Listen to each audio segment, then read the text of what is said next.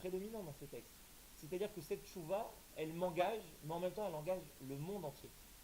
Et d'ailleurs, je pense, dans le Orot Tchouva, on voit bien qu'il y a la tchouva du Hachid, la tchouva du collectif, et ça, c'est au niveau, on va dire, des personnes. Après, au niveau du temps, il y a une tchouva où on va revenir justement à un état antérieur à la faute.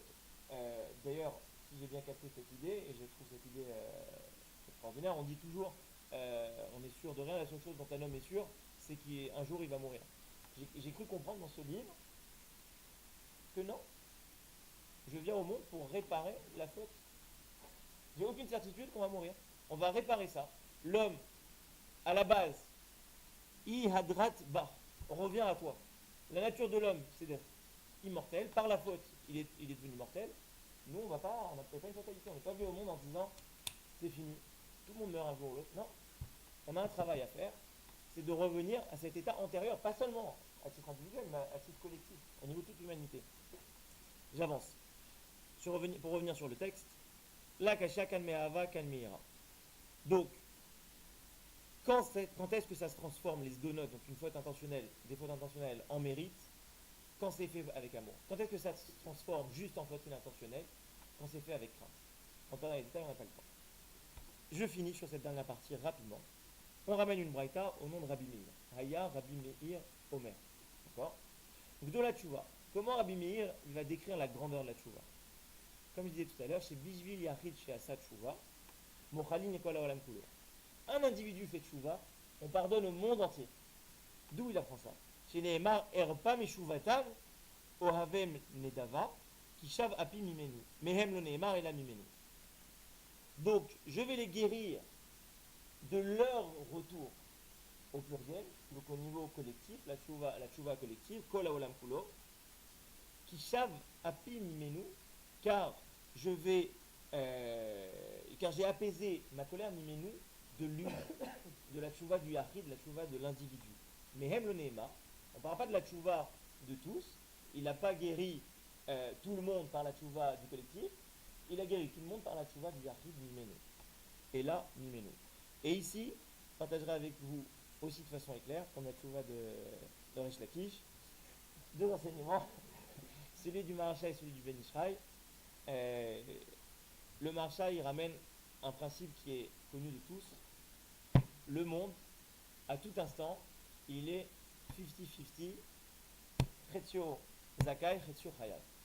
La moitié des actions du monde entier condamnables peut condamner l'humanité entière, l'autre moitié peut donner un jugement favorable au monde entier.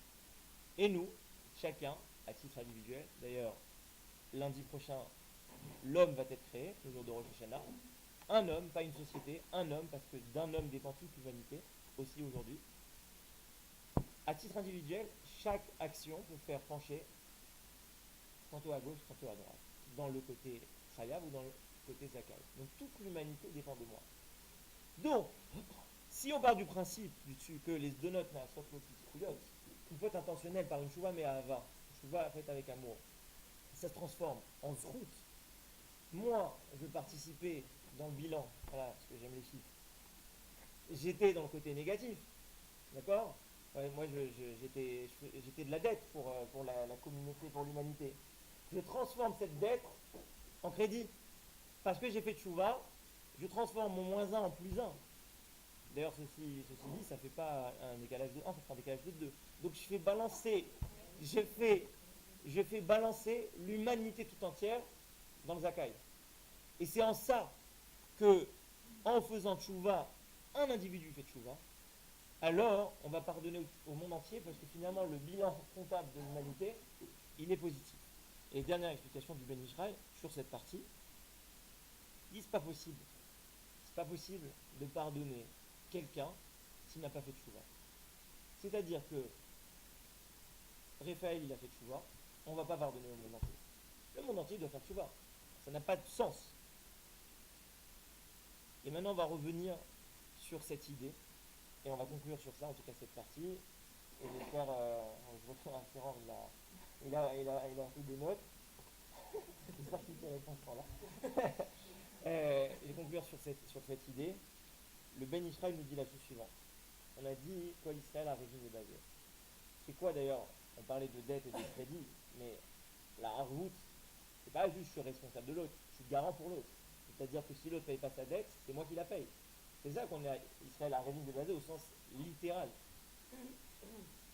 Comme on est à Révim, quelqu'un il fait une faute, j'ai la capacité de l'en empêcher. C'est-à-dire que à tout moment, et de plus en plus de nos jours, parce que la portée de nos actes et de nos paroles est de plus en plus globale et généralisée, à tout moment, je peux empêcher l'autre de fauter. Et si cette personne fait tchouva, comme on disait tout à l'heure, la tchouva, c'est pas juste on efface l'ardoise.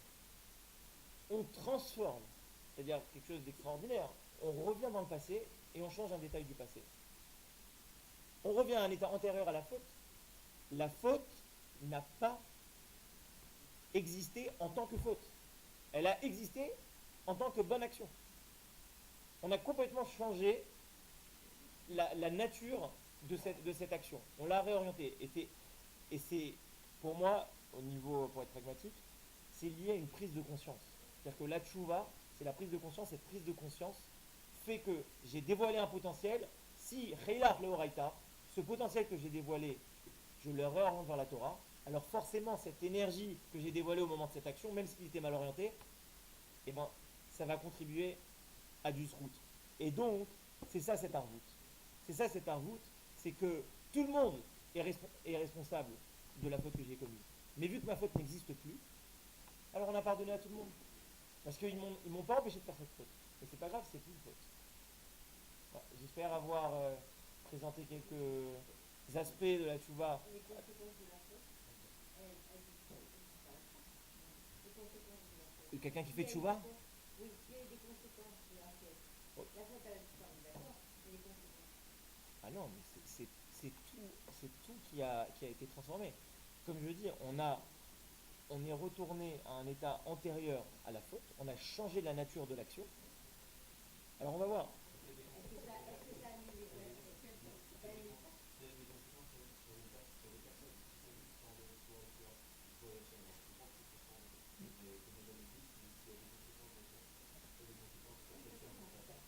Non, attendez, juste.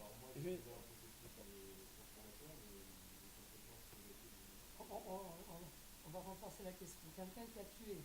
Merci pour son aide. Quelqu'un qui a tué quelqu'un d'autre, même s'il fait tuer, ça ne va pas faire revenir le mort. Voilà, c'est ça la question. Donc quand on dit les choses clairement, ça va pas.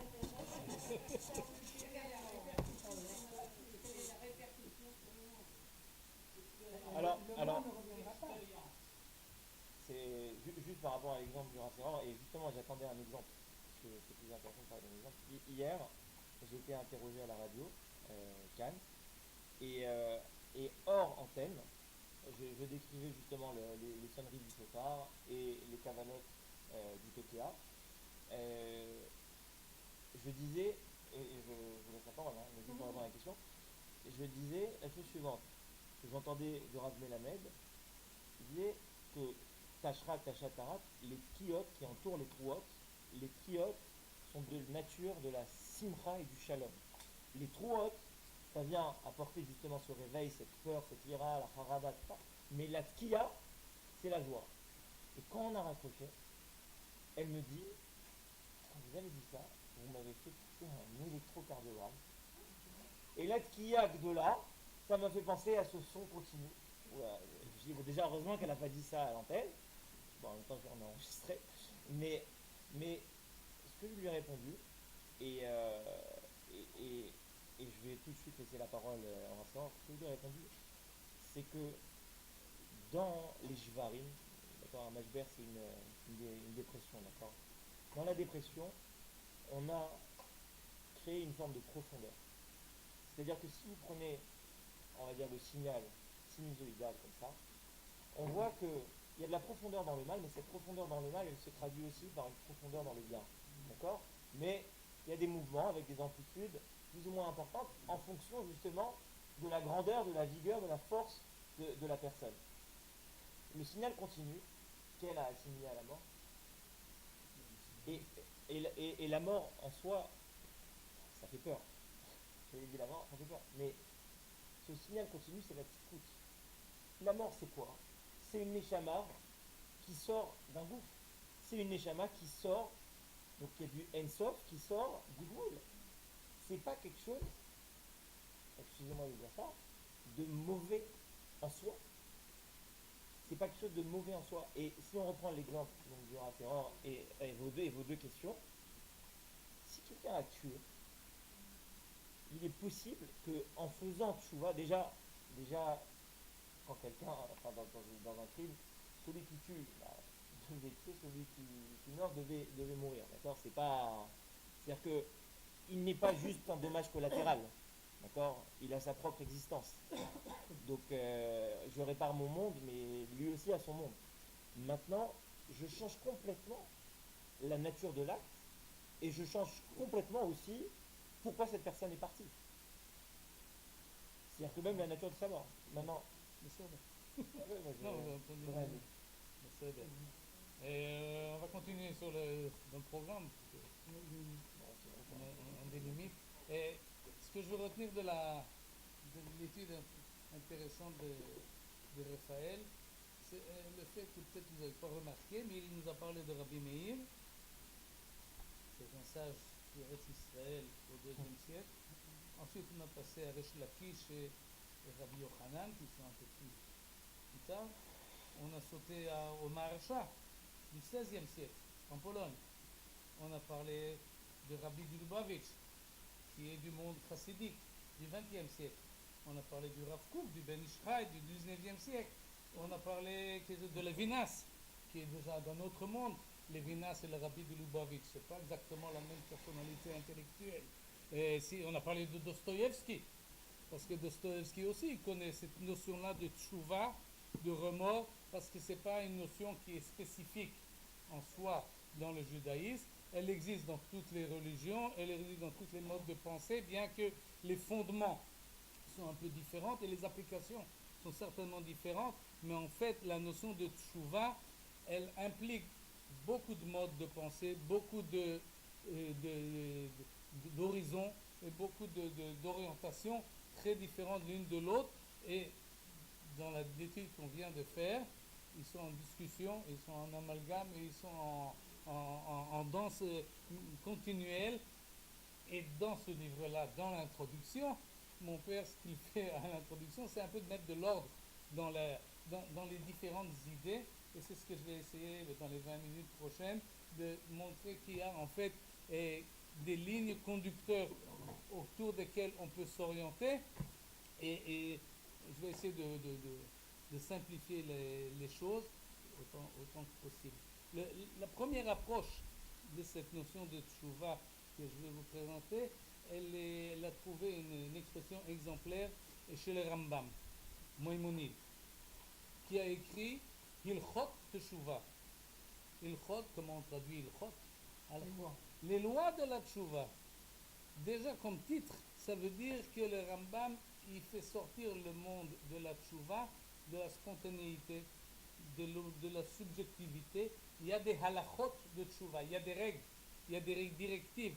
Pour le Rambam, la tchouva, c'est une mitzvah, c'est une obligation, comme on a cité en 13 autres. Et dans toutes les autres, on a des règles, ilchot kashrut, ilchot shabbat, ilchot tchouva. Comme ça, on fait tchouva. Et donc, le Rambam met la tchouva dans une espèce d'ordre ilchatique, très bien régi et très bien organisé.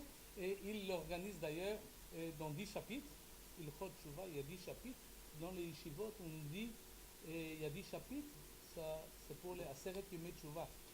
Chaque jour, vous étudiez un chapitre, ce qui est très difficile. Pas parce que le chapitre est long, mais c'est parce que vous finissez le premier chapitre, vous voulez tout de suite voir le deuxième et le troisième, c'est-à-dire qu'est-ce qui va se passer finalement. Et le Rambam nous attire dans ce monde-là de la tchouva, dans des halachot, des choses un monde assez objectif. Comme ça, on fait tchouva. Il y a des règles et il nous donne les détails de ces règles-là. je me limiterai seulement aux choses classiques qui sont connues. Et ils proviennent du Rav Saadia Gaon du Xe siècle, qui est un précurseur de la philosophie juive.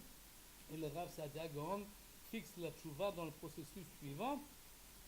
Et hakarat achet, reconnaissance de la faute, charata, c'est-à-dire le regret, le remords sincère de ce que nous avons fait, et ensuite kabbalah le'atid, c'est-à-dire prise de responsabilité et de non-récidive, de ne pas revenir sur la faute de l'on fait. Ça, c'est la formule la plus classique du processus de tchouva que nous dit le Rambam et le Maïmonide.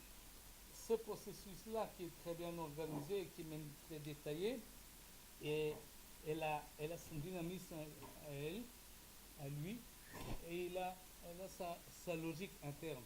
C'est-à-dire, le Rambam, lorsqu'il nous parle de Teshuvah,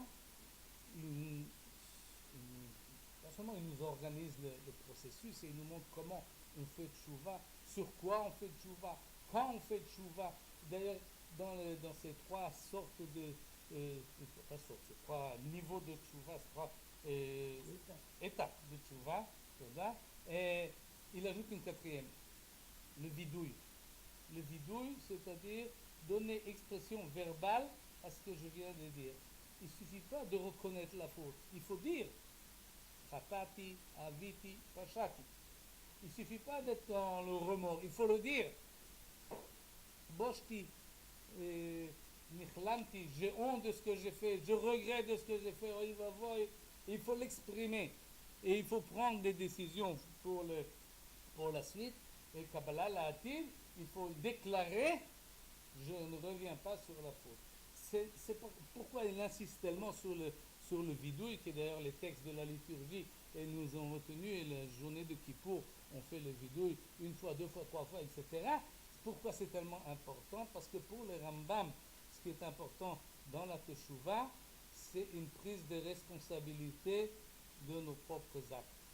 C'est un engagement. La Teshuvah, c'est essentiellement une prise de conscience, donc ça se passe ici, dans la connaissance de ce que nous avons fait, et une prise de conscience verbale qui nous engage comme un éder, comme un vœu. Pour la suite, il faut en être conscient, on prend une responsabilité de nos actes. Et on essaye de les corriger. Et on ne peut pas tout corriger. Des fois, on fait des gaffes. Et même si on veut demander pardon, et on demande pardon, la gaffe a été faite, on ne peut pas. Et donc, on continue avec ce remords-là jusqu'à 120 ans, et même peut-être plus, d'après ce qu'on vient d'entendre. Mais pourquoi c'est important de corriger la faute? Pour le Rambam, ce qui est important, d'abord, il y a des avantages à cela. Parce qu'à partir du moment où on fait tchouva, on obtient une expiation des fautes, on obtient le pardon, et c'est le sujet du chapitre 3 et de Yechot Tchouva. Il y a des avantages, mais ce n'est pas ça l'essentiel. L'essentiel, c'est pas qu'on gagne le pardon et l'excuse divine, c'est même pas non plus le fait qu'on gagne une diminution de la punition, parce qu'on a du remords, alors peut-être qu'on recevra une punition amoindrie.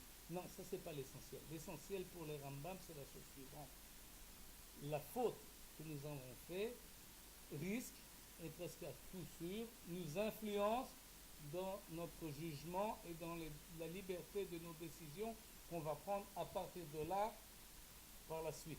À partir du moment où on a fait un acte, cet acte n'est pas seulement extérieur à nous, mais nous influence dans notre modèle de pensée et dans notre jugement de comment on va évaluer les choses par la suite. Et c'est pour ça que chacun est tenu d'évaluer Hakarat Achet, c'est faire une évaluation autant que possible objective de ce que nous avons fait.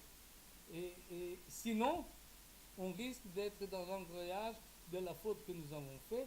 Inconsciemment ou consciemment, cette faute va nous influencer dans le jugement, dans la manière de penser, dans les décisions que nous allons prendre. Et là est le grand risque, parce que nous dit le Rambam au chapitre central, 5e et 6e de son livre de l'Echot Tchouva, il nous parle tout d'un coup du libre arbitre. que ça a à voir? Ça a à voir, effectivement. Parce qu'il n'y a pas de tchouva sans libre arbitre. La tchouva libère. La tchouva fait que nous ne sommes plus asservis à la faute que nous avons faite. C'est plus elle qui nous influence, mais c'est notre propre décision qui influence à partir de maintenant. À partir du moment où on a décidé que la chose que nous avons faite, on la regrette et on ne veut plus la refaire, à ce moment-là, la décision qu'on prendra à partir de maintenant n'est plus influencée. On a neutralisé cette faute-là. Elle n'influence plus sur notre personne, sur notre manière de penser. Et cela peut amener finalement à une réparation de la réflexion. Et c'est ça l'essentiel pour le Rambam, qui, dans la Teshuvah, libère en fait l'homme des fautes qu'il a fait, des erreurs qu'il a commises, et essentiellement des mauvaises compréhensions qu'il peut avoir par la suite. Le Rambam définit dans Ilchot Teshuvah, dans les règles de la Teshuvah qu'il dit, il nous définit l'homme comme étant l'être unique dans le monde qui, par sa propre conscience et sa propre intelligence, peut discerner le mal du bien, peut prendre des décisions d'une manière entièrement libre, pas en fonction des instincts, pas en fonction des passions, comme on l'a vu au départ de Resh Lakish, mais d'une manière beaucoup plus intelligible et beaucoup plus réfléchie. Pour le Rambam, la tchouva fait partie d'un système de réflexion et amène l'homme finalement à prendre des décisions justes, à prendre des décisions de bien, à prendre des décisions bonnes, et finalement le ramène le plus proche possible d'Akadosh Baruch Hu. Et entre ces passages-là, dans le chapitre 8-9, le Rambam nous parle de Olam Haba. Pourquoi il nous parle de Olam Haba? Parce que si tu te comportes comme il faut, alors tu peux arriver au monde futur. Mais tout de suite, au chapitre 10, il nous dit, mais c'est pas ça que l'intérêt. Au contraire, tu ne dois pas faire tchouva pour arriver au Olam Haba. Il veut neutraliser également cette tentation-là. Fais la vérité, parce qu'elle est vraie. Le sof à Sachar Lavo. Finalement, il n'y a pas de. On reçoit le salaire. Mais fais ton travail parce que c'est ça que tu dois faire. Et donc, et ça, c'est le processus comme ça. Le Rambam nous montre, en fait, le monde de la tchouva dans le cadre, dans sa conception à lui, qui est essentiellement intellectuelle, rationaliste, peut-être même à extrême, et nous montre que le processus de tchouva est en fait une réflexion, une recherche de vérité, et si on garde nos fautes et nos erreurs, on loupe la vérité, et ça c'est grave, parce que Hachem et l'Ofechem, et donc il faut faire teshuvah le plus rapidement possible pour pouvoir continuer à réfléchir et comme il faut. Ça c'est le modèle que le Rambam nous présente de la teshuvah, et dans le livre qui s'appelle Sefer Hamada, le monde de la connaissance, qui est le premier volume de Yad HaChazaka des Hilchot du Rambam, qui a d'ailleurs été traduit en français. Vous avez là dans la bibliothèque la traduction en français du Mada. D'ailleurs, vous avez là dans vos bibliothèques tous les autres livres que je vais citer traduits en français. Et deuxième méthode de réflexion sur la teshuvah, je passe à ce feuille-là. La deuxième approche de la teshuvah, elle a une autre tendance. Elle ne voit pas l'homme uniquement comme un être intelligent. La deuxième approche dit l'homme est beaucoup plus complexe, et beaucoup plus complet, et beaucoup plus, disons, que uniquement son intellect. Il a des actes, il a des émotions, il a des pensées, il a des volontés, il a beaucoup de choses. Et donc, on ne peut pas limiter la teshuvah uniquement au monde de la raison, de la réflexion. Et donc, il faut une approche un peu différente, beaucoup plus psychologique. C'est-à-dire, et là je me rapproche de ce qui a été dit, un combat avec le Yetzer Atov et le Yetzer Hara. Ça, c'est un match difficile, continu, je ne sais pas, de boxe ou de tennis, mais en tous les cas, il y a un combat entre le Yetzer Atov et le Yetzer Hara. le bon penchant et le mauvais penchant. Le Rambam ne va pas parler, lui, il parle de vérité et de mensonge. Mais des hommes comme le Baal Chovat HaLevavot, Rabbeinu Behaye Ibn Pekuda, qui au 11e siècle, 10e siècle, a écrit Chovat HaLevavot, les obligations du cœur. Ou un autre penseur, Rabbi Yonah Girondi. Le premier était de Saragossa, le second il est de Gironde, c'est pas loin l'un de l'autre, les deux en Espagne. Et Rabbi Yonah Girondi a écrit un livre qui s'appelle Sha'arei Tshuva, les portes de la Tshuva, et un livre de morale en fait. Tout de suite, je vais préciser la chose. Nous avons toute une littérature qui est du même type. Par exemple, le chef-d'œuvre du Ramchal, Rabbi Moshe Chaim Luzzatto, là déjà sauté au 17e, début du 18e siècle, et en Italie, Ramchal, Rabbi Moshe Chaim Luzzatto, qui nous a écrit Mesilat Yesharim, comment on traduit ça? La voix des justes. Ok, la voix des justes, traduit en français également.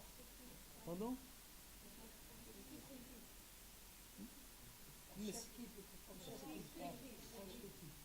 Mesilat Yesharim. Et tous ces livres, j'en passe, il y en a d'autres. Et au 19e siècle, ensuite au début du 20e siècle, vous avez Tnuat HaMussar, toute une vague dans le monde des yeshivot qui ont mis l'accent sur la morale, et ça, en disant ça ne suffit pas d'étudier et d'avoir des connaissances de Talmud, de halakha, etc. Mais finalement, qu'est-ce que c'est que l'homme? Qu'est-ce que tu es? Comment tu te comportes? Et donc toute cette lignée qu'on retrouve un peu partout dans différents sens et dans différents systèmes nous parle de la tchouva comme étant un combat continu entre le Yetzer HaTov et le Yetzer Hara.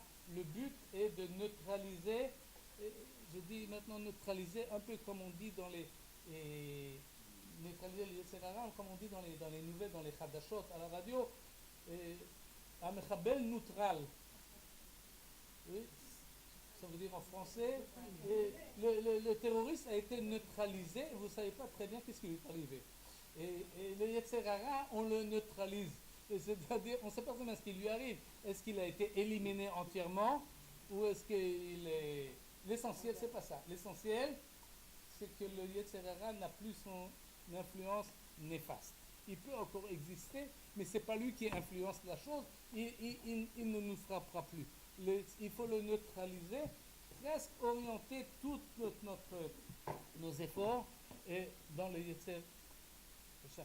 Yetzer HaTov, parce que cette manière de voir nous pousse à la perfection. Elle veut que l'homme soit un être parfait, pas seulement dans ses actes, dans ses sentiments, dans ses volontés. C'est tout un travail, c'est un projet pour la vie, ça.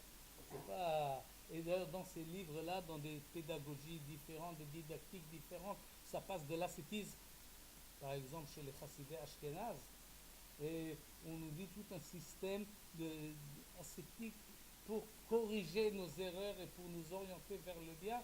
Et c'est un système, certains disent que c'est un système un peu chrétien, d'autres vont dans l'autre sens, vers la sublimation du bien. Sour merav asetov, cours après le bien, cherche le bien, tu verras que le mal disparaît. Mais ataor doche arbe mina chosher, une petite lumière repousse beaucoup une tonne